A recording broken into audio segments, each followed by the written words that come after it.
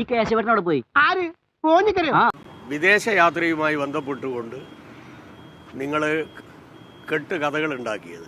ராக்கி துபாய்க்கு போனது 2 காரணத்துக்காக. இன்னொரு காரணம் என்ன? அவன் நிறைய பணம் எடுத்துட்டு போயிருந்தான்ல.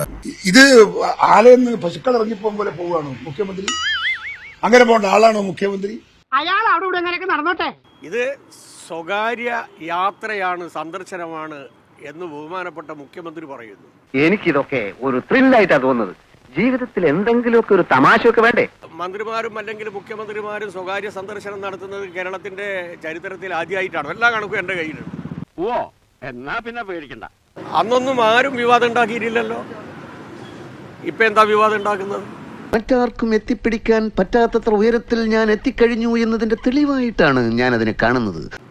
നവകേരള യാത്രയുമായി ബന്ധപ്പെട്ടുകൊണ്ട് 30 ദിവസം ജനങ്ങളെ നേരിട്ട് കണ്ടു, ജനലക്ഷങ്ങളെ നേരിട്ട് കണ്ടു. അച്ഛൻ പറഞ്ഞു ഇതിലും ഭേദം കട്ടപ്പാറയായി കക്കാൻ ഇറങ്ങുന്നതാണെന്ന്. ഒന്ന് വിശ്രമിക്കുക, അതങ്ങ് അനുവദിച്ചു കൊടുക്കുന്നതിന് എന്താ നിങ്ങൾക്ക് ബുദ്ധിമുട്ട്? പൊന്നു സഹോദരന്മാരെ, നിങ്ങൾ ഹലാക്കിതാക്കരുത്. ഞാനൊരു ചെറിയ ജാടയിൽ അങ്ങനെ നിന്നു പോവുകയാണ്. പ്രപഞ്ചമുണ്ടാക്കിയിട്ടുള്ള ദൈവം 6 ദിവസം പ്രപഞ്ചം ഉണ്ടാക്കി. അതിനൊന്നും ഇല്ലേ? പ്രപഞ്ചം ഉണ്ടാക്കി, 1 ദിവസം വിശ്രമിച്ചു, ഇല്ലേ? അതിനാണ് ഈ ഞായറാഴ്ച എന്ന് പറയുന്നത്. അതുകൊണ്ട് ഇപ്പൊ എന്താ? അല്ല ഒന്നുമില്ല. ആഴ്ചക്ക് 1 ദിവസം ദൈവം അടക്കം വിശ്രമിച്ചതാ. അതും നിങ്ങൾ സമ്മതിക്കില്ല എന്നാണോ ഈ പറയുന്നതിന്റെ അർത്ഥം? ഇവൻ തന്നെയാ പ്രശ്നം. ഇതിലൊരു ബാധയെ ആവാഹിച്ചിരിക്കുന്നുണ്ട്. ഇരിക്കുന്നവ മുടിയും. ഇത് ബഹിരാകാശത്തിലേക്കൊന്നല്ലല്ലോ പോയത്. ഇത് നമ്മുടെ ഒരു വിളിപാടകളെയുള്ള രാജ്യമല്ലേ. പിന്നെ അവിടെ നിന്ന് 60 കിലോമീറ്റർ അകലെയുള്ളൂ ഇന്തോനേഷ്യയിലേക്ക്.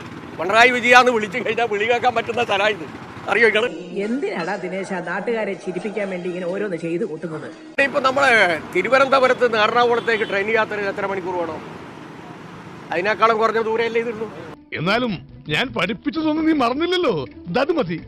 ഈ ഗുരുവിന് തിരുപ്പതിയാടാ, തിരുപ്പതിയായി. ഒരു സ്വകാര്യ സന്ദർശനത്തിന് പോകുന്നു, അതും അദ്ദേഹത്തിന്റെ കാശെടുത്ത് കൊണ്ടുപോകുന്നു.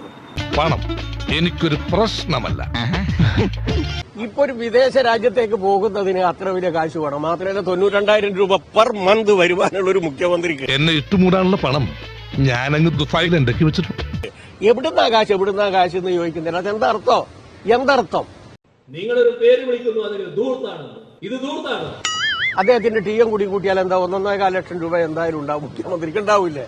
ഓ എനിക്ക് അപ്പോഴേ തോന്നി. ഇത് എന്റെ ഏരിയ ആണ്. എനിക്കിവിടെ വേറെയും കളികളുണ്ട്. തന്റെ ഡീല് മാത്രമല്ല എന്റെ തലയ്ക്കകത്ത്. താൻ അതൊന്നും മനസ്സിലാക്കി. എടാ മോനെ, അപ്പൊ നാളെ ഓക്കെടാ, അപ്പൊ നാളെ കാണാം.